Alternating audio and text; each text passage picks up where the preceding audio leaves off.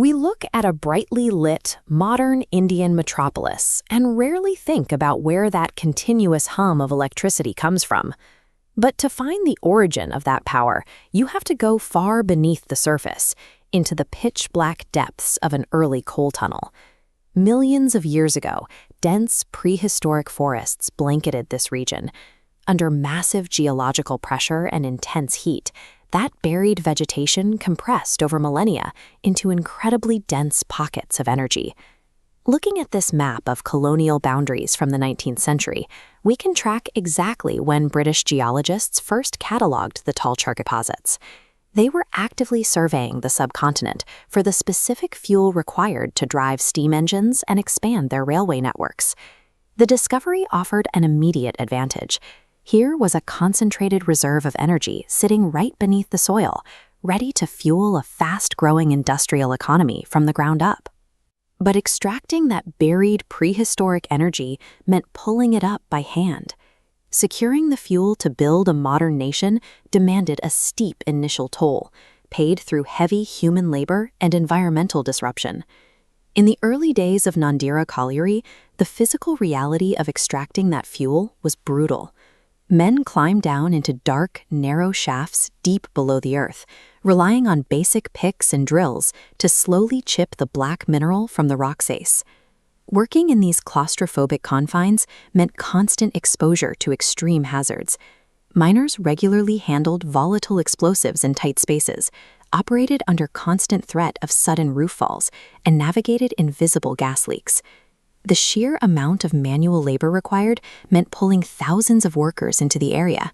Entire self-sustaining communities, complete with schools, markets, and multi-story housing, were constructed directly over these hazardous subterranean extraction zones. India's rapid industrial expansion during this era relied on that local vulnerability.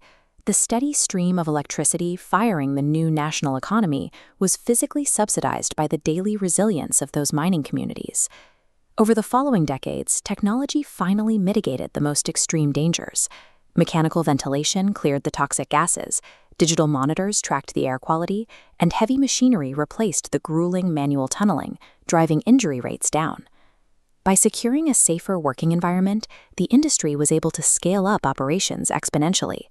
Vast open-pit logistics and fleets of heavy transport trucks began moving a sheer volume of rock, efficiently feeding a massive, centralized power grid. But removing millions of tons of earth carries an inherent cost. As the immediate danger to individual miners plummeted, the side effects of that massive extraction pushed outward, heavily altering the regional atmosphere and geography. This graphic illustrates the resulting imbalance, a state we call the ecological deficit.